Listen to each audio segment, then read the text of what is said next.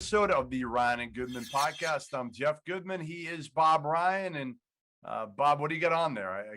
I can't read that chart. What do you got? Eagle Fieldhouse. Oh, there it is. I spent many a days in there recently. Many a day.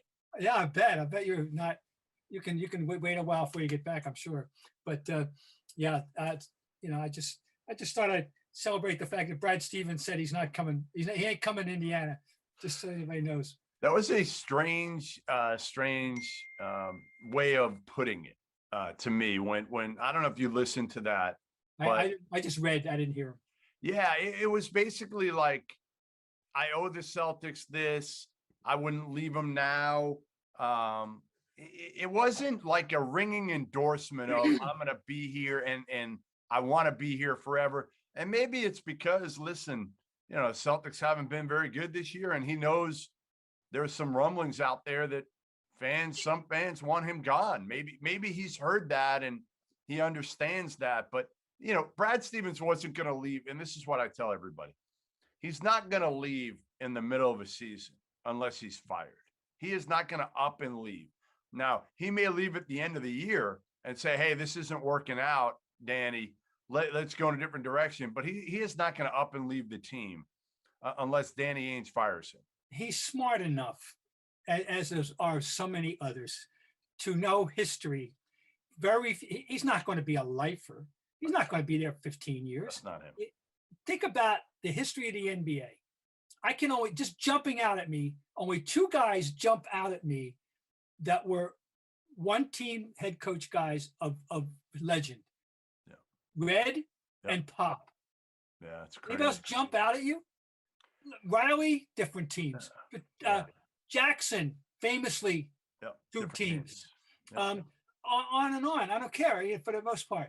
I'm talking about the true legends. So, some of the rest of them that they did 2, 3, 4 teams.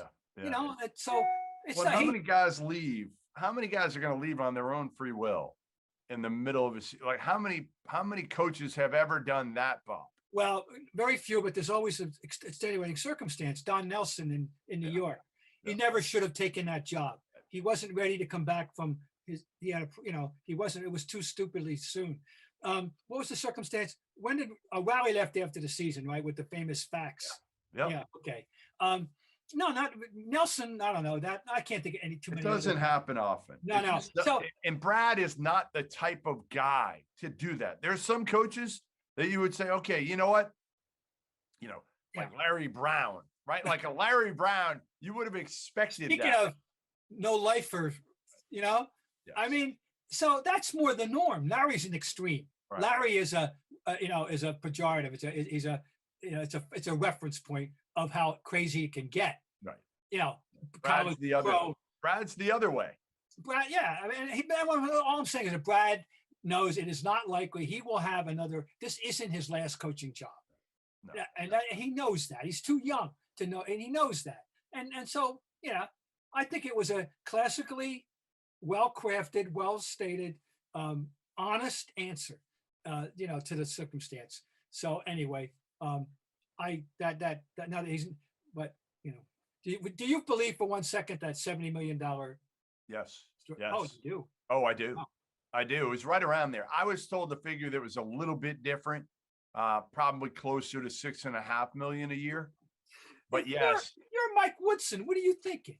I mean, not that you expect to get that. But Brad, here's the thing. Brad did take Butler to 2 championship games. Like, I know that. And Brad's got a job. Brad's got an NBA head coaching job. So, in order to get him, you're going to have to overpay. I saw there was a story that I think it was Deadspin or something like that wrote, Mike Woodson should feel horrible about this. I'm like, no, Mike Woodson was an assistant coach in the NBA. Brad is a head coach for the Boston Celtics.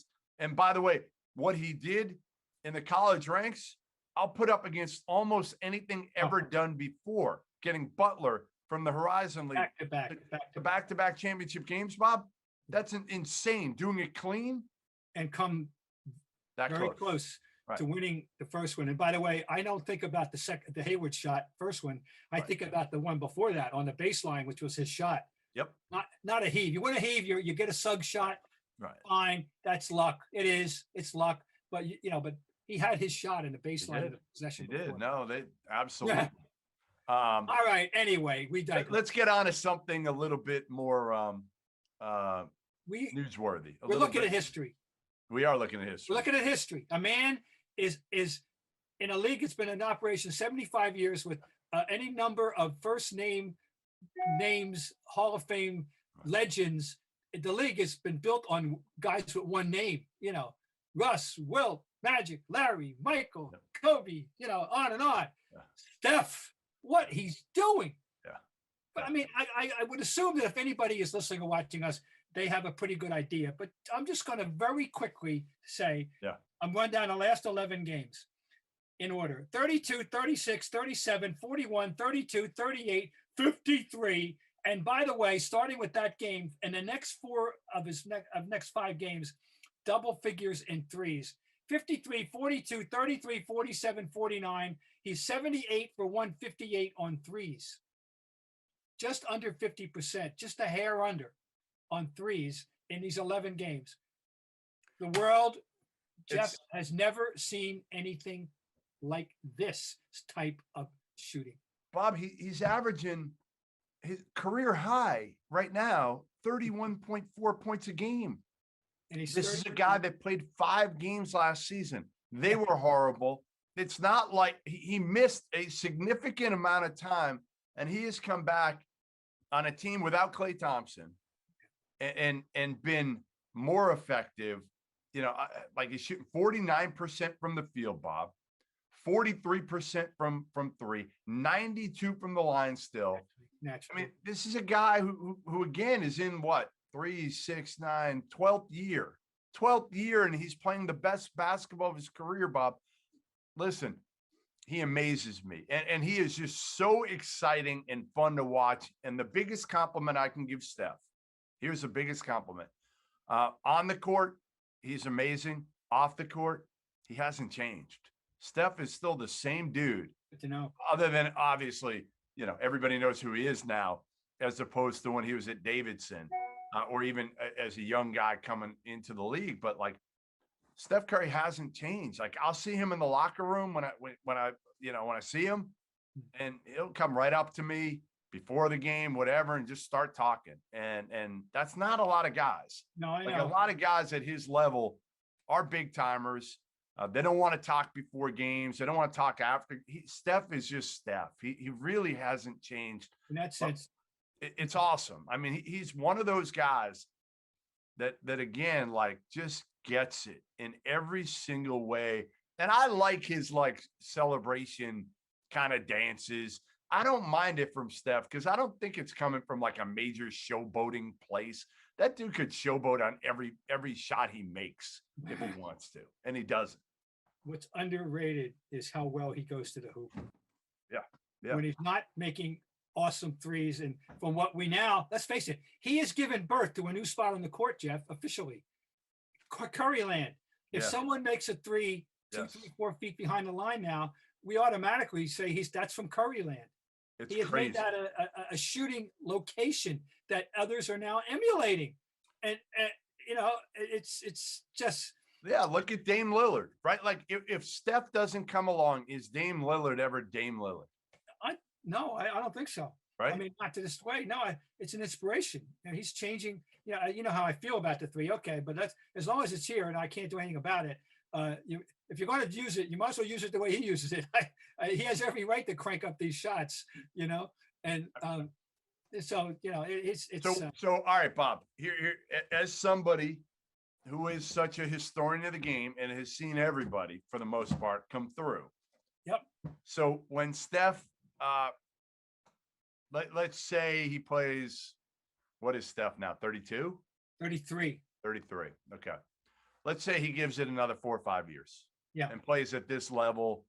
I don't know if they're going to win another title. Let's say he does not win another title, for argument's sake. Let's just say, they're in the mix, but they don't win another title. Where does Steph Curry go down among the greatest players, not shooters? Right, players. No. Forget about shooters. Like, yes, he's arguably the best shooter of all time. But players of all time, what range does he go in right now? We we know for sure he's in the top 20. Now we can go down. I'd have to say, how can a guy with this proficient at this important aspect of the game not be in the top 15? Now we get down to the 10 and we start thinking about the names that we're talking about and who has to get kicked out, and it's going to be a very, very interesting. I thought about this a little bit, where this guy's going to rank, when we have to acknowledge I'm one of the many saying he's the greatest shooter we've ever seen. So that's a rather good calling card for the entrance into the discussion of greatest player. Especially since it's not like he ignores defense. It's not like he's horrible. He's actually gotten better. I feel like, honestly, he doesn't get enough credit. He was horrible coming in the league, but I feel like he's probably above average now. And the other thing is, where does 38 points, and 10 assists. He can get you 10 assists. He can get you 10, 12, 8, 9, 10 assists. Yes. They come from somewhere. So the thing that's interesting is I had this discussion with someone the other day. They said, where's he rank among point guards? I said, he's not a point guard. I refuse to rank him as a point guard. He is a guard. He is a 2 who can pass. He's a 2 who passes. And that's what he is. He is not a pure instinctual job description point guard. I don't care, by the way, but don't be telling me he's a point guard. I'm sorry. He is a 2 who can pass. And so I think, and I'll give you another one historically.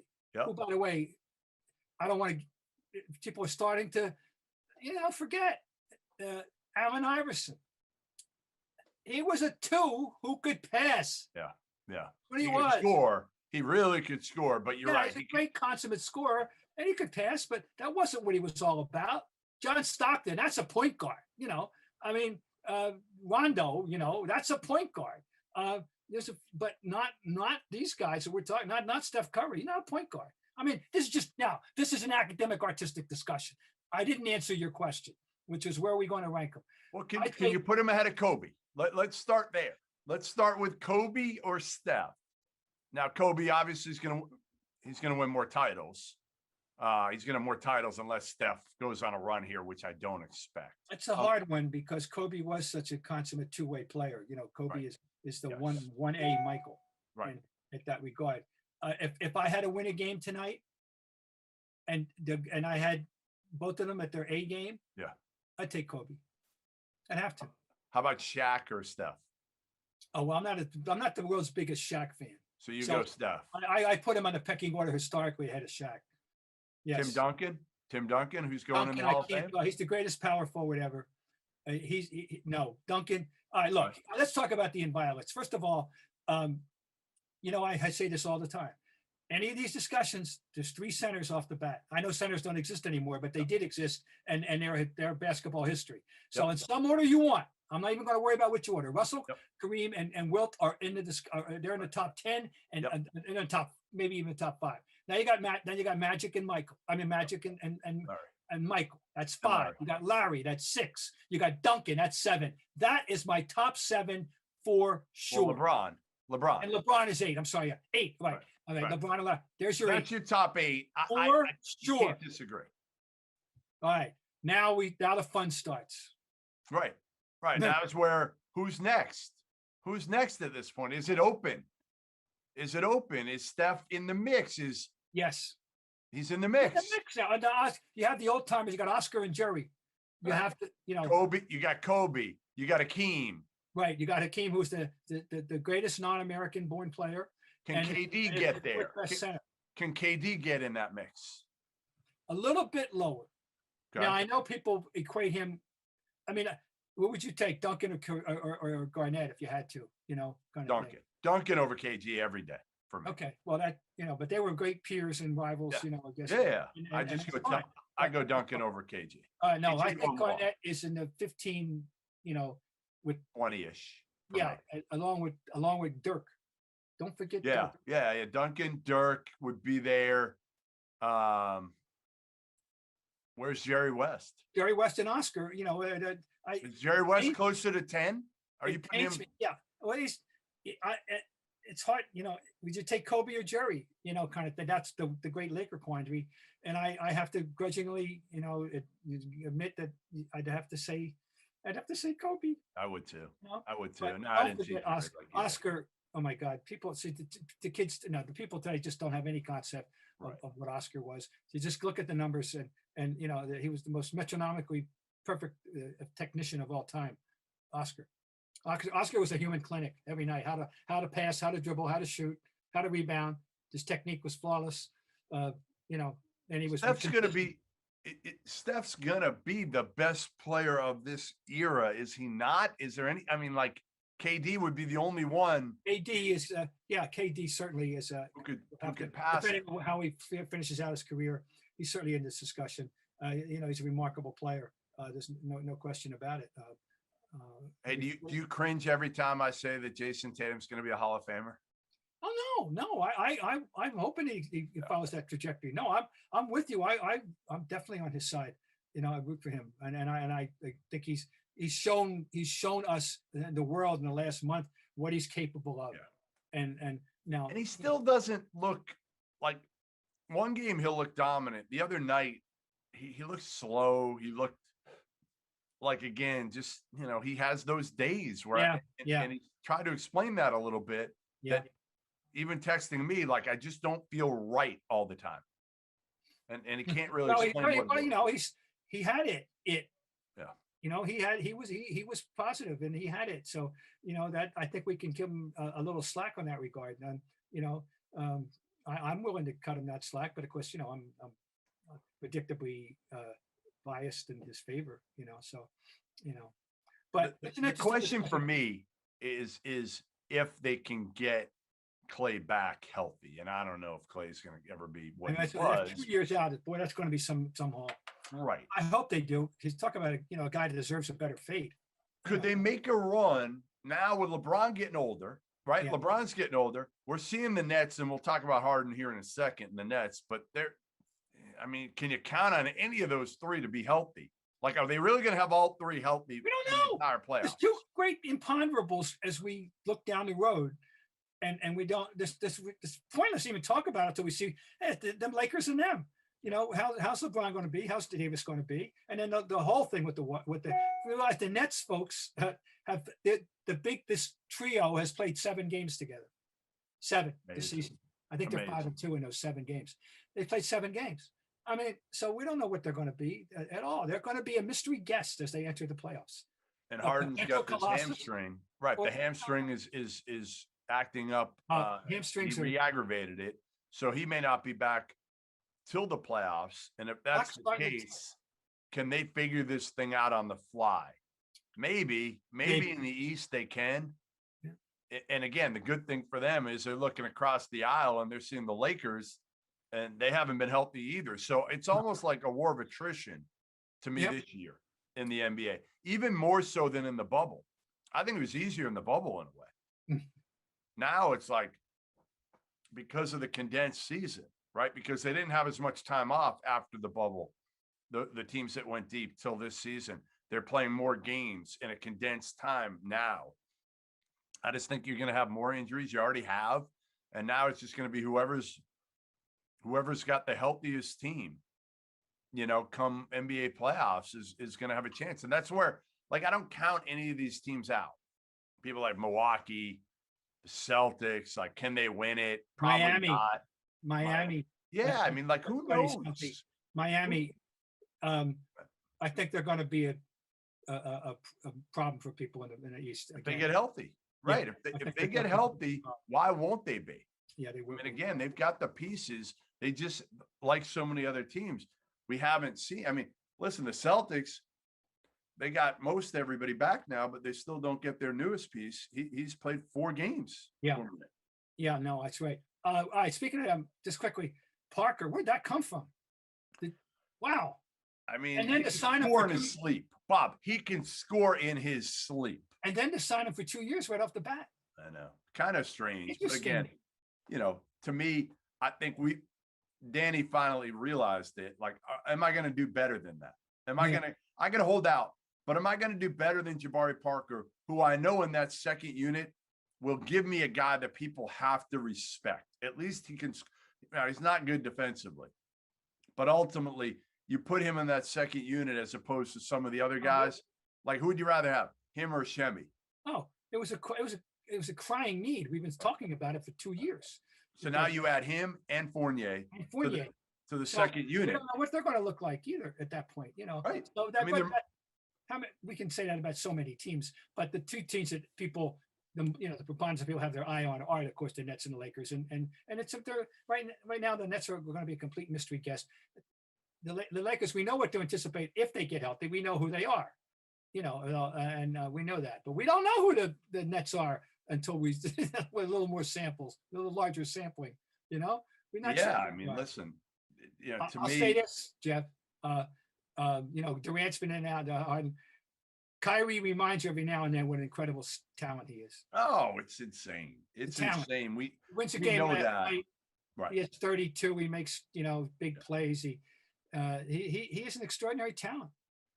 What we need is somehow we need a Celtics Nets playoff series. That'd be fun. I don't know if we can get it. I mean, that would mean the Celtics. Listen, right now you're looking at it and you're saying, like, all right, the Celtics probably going to be in that 4-5 game. Now, right now, the Knicks are actually 5th, which is amazing to me. The Knicks are 32-20. Let's get to the Knicks. All right. When they signed, got to be coach of the year. When they hired Tibbs, you said what? Oh, I said no. Terrible hire because he's not going to be able to figure out these young kids are going to hate Tibbs because he grinds on you, and they may hate him in a couple of years, but as long as they're winning, Tibbs can coach his ass off. We know that. He is a terrific coach, but I just felt like with this young team, they would feel like they're playing in college again, and they don't want that. But listen, it's Julius Randle's team. Yeah, he's been awesome. There's been the Derrick Rose resurgence, and how much fun has that been? I'm really happy for him. I just say I don't know if we've ever talked about this. We probably have. When I saw Derrick Rose in college up front in person at regional and the tournament and then the finals, so I saw him 3 or 4 times in person, and he did stuff that I've seldom seen. Yeah, be careful of the words always and never, but he did 2 things that separated him from most other guys at that position. One was it just seemed he had the sense of an extraordinary late burst to the hoop. A late burst, like the late life on your fastball.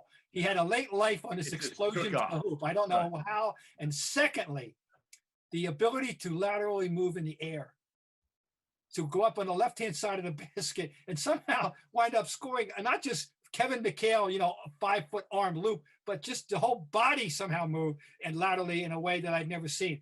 And all which leads me to say that and this was the true of the old, to truly appreciate that Derrick Rose, you had to see him in person. Television wouldn't convey the feel that guy brought to the game. He was special. And that's why having a guy like that robbed of his extra layer that separated him and reduced him to just a pretty damn good player, as opposed to a, oh my God, player, which he was, effortless too. It was effortless. That's what I always said when watching him. And I saw him. He's a part of the best backcourt I ever saw in AAU, which was him and Eric Gordon. Oh, wow. They were put together and they played off each other so well. And neither one said a word. 2 of the quietest kids you will ever meet. They don't say a word. They don't talk trash, nothing. They just went out there and handed everybody their lunch, just killed them. And it was actually that was the year Eric Gordon was already committed to Illinois. And Kelvin Sampson had his assistant, Jeff Meyer, trail him at every game at the Peach Jam, even though he was committed. And he eventually decommitted and went to Indiana. And I remember calling Kelvin after, and Kelvin denied it.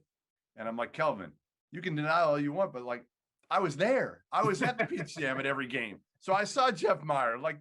Don't bullshit me. I know what you were doing. It worked, whatever. Was it ethical?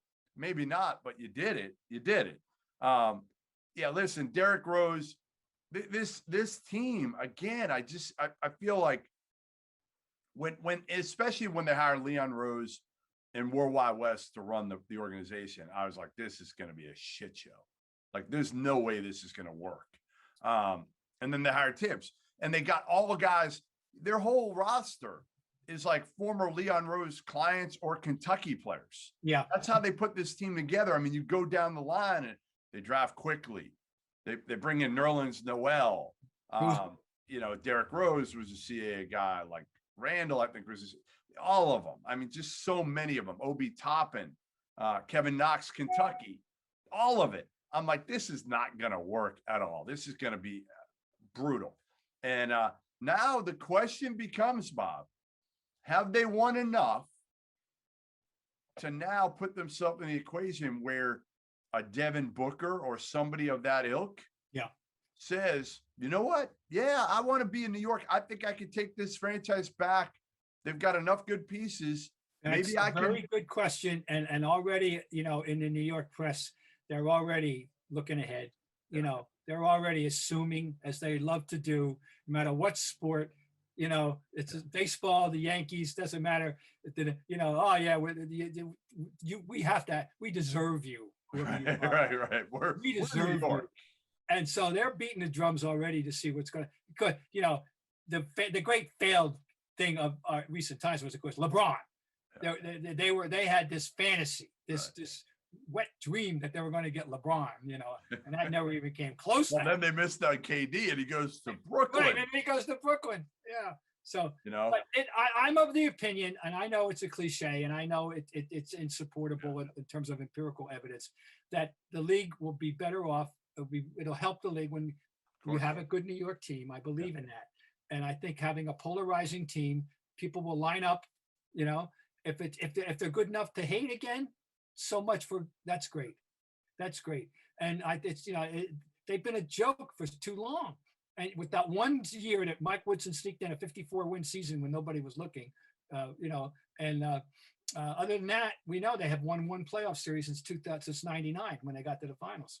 And I believe that's it, right? They won one, or they played one, but no, they won one, I think. I mean, look at this team, though. Like Julius Randle, R.J. Barrett, Derrick Rose, Alec Burks, Emmanuel Quickley, Elfrid Payton, Reggie Bullock, Mitchell Robinson, Nerlens Noel. Yeah, I mean, like, it's not exactly a who's who. Great on paper, does it? Well, Tibbs has got them to defend. Their defensive metrics and numbers are good. Yep, they're good. And by the way, we mentioned our local boy makes good, or local man makes good. I got to be careful with the word, of course. Nerlens Noel. Yeah, he's helping them. Yeah, no, he's been good since Mitchell Robinson went out. Yeah, since Robinson went out, he's good. And he's helping them. Listen, that 4 through 7 deal is kind of, it could go any which way, right? Atlanta, the Knicks, the Celtics, and Miami can go any which way. You got to get in that 4 or 5 like that for all those teams. You don't want to be, to me, 6, 7, because 6 is going to play Milwaukee or they're probably Milwaukee unless Brooklyn falls. And 7, you might face Brooklyn in the first round. So you really, if you want to win a playoff series, you got to get in that 4 or 5 spot. And then it's a kind of a toss-up deal. Philly and Brooklyn right now, I would assume it'll end up being Philly. We'll get the number 1 seed and get, a Charlotte, maybe Indiana. Indiana should go on a run here, but with LaMelo coming back soon, maybe Charlotte holds them off for the 8th spot. But to me, again, coach of the year, Tibbs. I was wrong about the Knicks, but I still want to see if the Knicks can capitalize on this, or if this is kind of a 1-year deal. It's too bad about crowds, because they would be filling that house with. You're right. Now they would be, and it's so maybe next year, maybe it'll be a place to go to again, and that would be good. Would you want, if you're the Knicks, would you want Karl Anthony Towns? Is he a guy that you feel like is worth it to take on, and a guy that you can build around, or do you say no to Karl Anthony? He's from New Jersey. Yeah. What do you do with him? But I mean, you tell me, because you're close. Is but what exactly is it? That he's not a killer. Yeah, that's not. He's probably a good number 2 guy, and really, like, maybe he can be like Julius Randle is proven right now. He's an all-star. I mean, I'd rather Julius Randle than Karl Anthony Towns, right? Suddenly a triple-double candidate. He's awesome. And, no, but Towns is skilled. Yes, no question. Yeah. I answer your question. Yeah, I would. I mean, Booker's got 2 more years in Phoenix, and they're winning now. Yeah. So, like, why would Devin Booker go to New York right now when they're finally winning in Phoenix? I don't think he would, as long as, again, Chris Paul's got a few more years left, and they feel like they can have a legitimate shot at going deep. Well, if that's the case about Paul, I mean, he's fooled me. How well he's worn, how well he's held up. Keeps his body in great shape, and mentally, he's an absolute beast. Mentally, I'm not a big Chris Paul fan as a guy. We've had our run-ins a little bit, but I respect the hell out of Chris Paul in terms of just his competitiveness. People told me stories. Coaches have told me stories. He's the guy that, like, literally they're playing pickup, and he's playing pickup like it's an NBA Finals game. That sounds like Michael. Yeah. Just like not only competitive, but also competitive with the thought of teaching the young guys. No. I mean, like, whoever the young guys are, this is how you play all the time. You're not screwing around. Remember, for people who don't know, early on Michael's career in the Doug Collins era, they had a blow up because Doug wasn't keeping score in the scrimmage. That's right. Yeah, that offended Michael greatly. Yep. Everything got to be competitive. Yeah. Chris Paul is an old school guy like that. He is. He could have played in the 80s. No problem. He would have fit in. He would have fit in. I can see that. I don't know who the Knicks go after. I mean, that's the interesting question. They're going to need somebody else to get to a higher level. But what they've done is super impressive. All right, let's close with one college topic. Actually, you have a stat. I want to bring up. Get to that. Yeah, just quickly. I was just glancing at the paper. It's almost a week gone by now, and they had the statistical leaders of the NBA, and I'm looking at the top rebounders. And I'm looking, and I said, "Whoa! I don't know what this means. We're going to talk about what this means." The top 8 rebounders in the league per game, as of 5 or 6 days ago, were all Europeans. Read them off. Who are they? 1, Clint Capella of Switzerland. 2, Rudy Gobert of La Belle France. 3, Valanciunas, forget his first name, of Lithuania. 4, Eric Cantor of Turkey. 5, Vucevic, Montenegro. 6, Donatas Sabonis, Lithuania. 7, Ioannis Antetokounmpo of Greece. And 8, Nikola Jokic of Serbia. And then number 9 is a guard, Westbrook. Where are the American big men? They're standing out shooting threes. Where are the American big men? You can't get rebounds when you're standing outside the 3-point arc. But all right, but yeah, right. Sabonis is a shit. Actually, no. The only one of those a pure 3-point guy is this Jokic there in the whole list, right? Yeah, but he's big and strong and still goes down and does work. Like so, but isn't that so much for the soft Europeans, Bob? So much for the soft. They're skilled. They're skilled and tough. That's what they are. Thing for sure. If that doesn't just put a punctuation mark on the globalization of the NBA in the 21st century, nothing else I can say to you would. And once again, rest his soul, Boris Stankovic, who was the man who basically insisted on the Dream Team back in 1992, and that just fast forwarded everything in the world to get to the point where we have a moment in April of 2021 where the top 8 rebounders in the NBA are all European born and bred. The only one of these guys who played American college, 2, Cantor never played, did he? Cantor never played a second. Cantor didn't play a day. He didn't play. It's Sabonis. He played at Gonzaga. And he played it was essentially an international branch. Gonzaga might as well be located in Nice. It's amazing. I'm looking down the rebounding leaders for the last few years, and Andre Drummond 3 straight years. Whiteside was one. DeAndre Jordan was a few. Dwight Howard, Kevin Love, KG, Ben Wallace, Rodman. I mean, like you go back and like, but it has changed. It has absolutely changed. So for what that's a for what it's worth department, but it is intriguing, don't you think? Okay. Yeah, absolutely. I mean, I wouldn't have known that unless you told me, and I don't know. I'm just not sure who it is that's going to be that guy that can come in. I'm trying to think of like somebody. Well, number 10 is the first American, Ayton. He's the first. And then next up, his name has come up in the conversation already. Randall.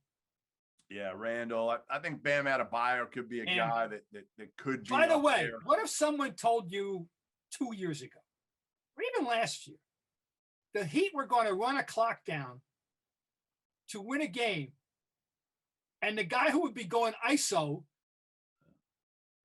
10, 9, 8. I'm sitting, honest to God, Jeff, I'm not lying. I'm sitting in my easy chair, my chair, the chair. Everybody has the chair, right? And I'm going, do something. And I don't care who wins the game. Right. I'm just the patron of the art here. I don't care who wins the game. I'm watching this game, and I'm going, because I'm offended that he's doing this, Bam Adebayo hits the game winner at the buzzer, ISOing. He's talented. He's got so much talent. People don't even realize how talented he is and the things he can do. All right, I will give you a guy who will be a good rebounder in a few years. His name is Chet Holmgren. Chet Holmgren, excuse me. Chet Holmgren. Tell me about Chet Holmgren. Like 7 feet. He's 7 feet, like 195 pounds, soaking wet. And he is a complete goofball. And he's a guy who just makes fun of himself. I mean, got like floppy hair, doesn't look the part, wasn't very good years ago. I did an interview with him and this kid, Paolo Banchero, who's going to Duke this year. In the pandemic, I had them both on, and they were both awesome. But Chet was just, again, like that big guy who is comfortable in his skin.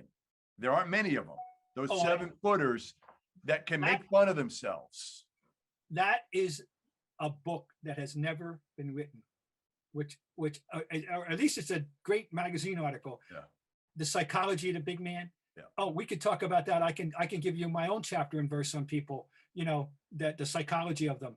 But anyway, I'm glad to hear that about him because it's a very. Chet's going to need to put on weight, but the number one player, or arguably the number one player, him and Paolo, who, like I said, is going to Duke.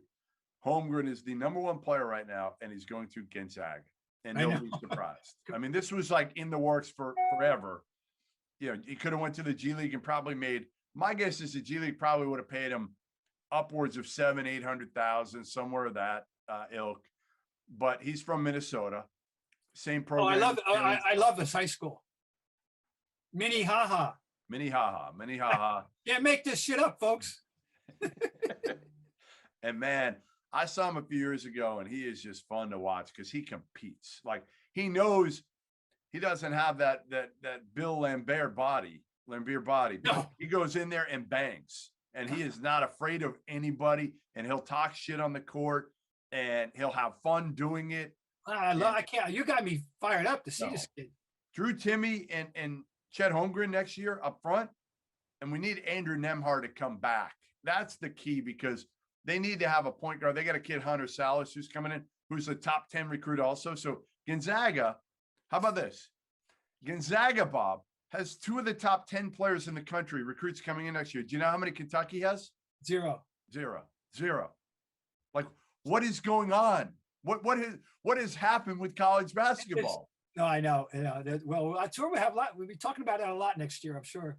Oh my God. No, the whole Gonzaga thing is it's just fabulous. It's fascinating. Yeah. I mean, listen, and with Chet Holmgren. How about Scott Drew? Scott Drew today did a Instagram live interview with my daughter, with Talia today. Oh, really, huh? Yeah. And not only did he do it, he kept asking her, when do you want to do it? For the last 2 weeks. Like the guys won a national title. And, it's always these things. like when somebody does something for your kids, you never, ever, ever forget it, right? Oh, yeah, Like, right. like that, you're putting them on a different pedestal. Yeah. And Scott Drew has been amazing with my daughter. And in even early on in the pandemic, when she started doing these interviews with athletes, saying how great she was doing, telling her to do more, having me try to integrate her in some of like we did one last week with Scott Drew and 40 former and current Baylor players. Jared Butler, we hosted it. He wanted Talia to be involved in it. So we hosted it together. And like that stuff, you never forget that as a father. You never forget that. No. Oh, that's great. Well, I'm glad to hear that. Always good to hear about a good guy. You know. So Gonzaga, the number one player in the country, Chet Holmgren. And I'm telling you, Bob, like it's gonna be it always is with Gonzaga, especially in the non-conference early. They'll play some good teams. I think they're playing Duke early on in the season next year. But that combination, those two big men, and I think Drew Timme will come back. I think he needs to come back, and he knows it. He's probably a second round pick right now. And with Holmgren, he'll be more of a featured, he put up numbers anyway, but he can get better. Like there's certain things that he's got to improve on, his lateral quickness, his outside shot, like he's got to become more like everybody these days. You better be able to make a shot from 15, 18 feet consistently.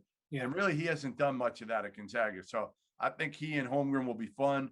But just amazing again that Gonzaga is getting the number one player in the country, and nobody's surprised. It's an appeal. I mean, it is amazing. I guess, but we're getting more and more used to it. We're now in year 22. Yeah.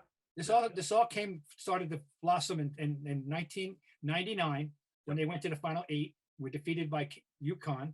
Right. Calhoun's first, as he went on to win his first championship, and that team with Matt Santangelo and Richie Frame and Casey Calvary. Casey Calvary was a big piece. Yeah. And I discovered them personally the next year in your town, Tucson. Oh, is that where they played that year? Yeah. Did they? Yeah. So anyway, and Mark Few's first year, and All right. Well, listen, we will be back next week. We'll have another stat from Bob. Bob will come up with something every week. You'll be putting pressure. You're putting pressure on you. It's. I think you can do it. I know you can do it. Between box scores and stats. Right, well, there we go. Come up with something every week. I was reminded of the April 20th is the 35th anniversary of Michael Jordan's 63-point game. Oh, it is. And in the course of the game, the Bulls were 0 for 2 on threes, and the Celtics were 3 for 9. And Michael had 22 field goals, 19 free throws, and no threes for 63. And Larry had 2 of those threes. He had 36, 12, and 8. And without the benefit of the 3, except 2 extra points they got from the 3, the final score of the game was 135-131. Of course, there was 2 overtimes, but Now we don't need 2 overtimes to get to 266. Oh, and I got to leave you with this one, and because we began talking about Steph and what he's doing. It's historic. We've never seen anything like it. I will say this: if the game had been different, if the encouragement was there, we don't know what Larry would have done. But I will tell you this: there was a road trip in 1986 in February, 4 or 5 game road trip that they went on, and Larry went 25 for 34 on threes in that road trip. Okay, that's pretty good. Yeah. So I think Larry would have, and he hated. He thought the 3 was. He didn't like it. He didn't philosophically. He was, but hey, it's there. I might as well. He would have embraced it even more, right? Imagine him in this era, and right. I mean, how much he would have worked on it. I would have bet on Larry. I would have bet on Larry being. Maybe not Steph, but maybe the number 2 shooter in all right, I'm going to exit. I know we've been said, but I have to. We're talking threes. We're talking Larry. My favorite Larry Bird 3 story, which is one night in Chicago before the game. He's shooting. I'm talking to him, and I said, "I'll bet you $5 you can't make a left-hand 3-pointer." And he said, "Out of how many?" I said, "All night." So he goes in the corner naturally. Smart thing. Second one, swish. So I hand him the 5, and he goes like this. And he puts it inside his sock, And to this day, I pray and hope that he played that whole game with that $5 bill. I'm sure he did. And I bet he did. I'm sure he did. No, listen, that's what we should do. At some point, we should try to get like 3 guys on who played against Larry in his heyday to just tell like Larry trash talk stories. I'd love to get, yeah. Oh yeah. There's right. Sure. Be great. I mean, I think we can do it. We can do it. We'll try to get that going at some point here in the off season. All right. Well, listen, appreciate everybody joining us as always. The Ryan and Goodman podcast. You can find it anywhere you listen to your pods. You can watch us on Twitter. We have it on every single week, and we'll be back next week.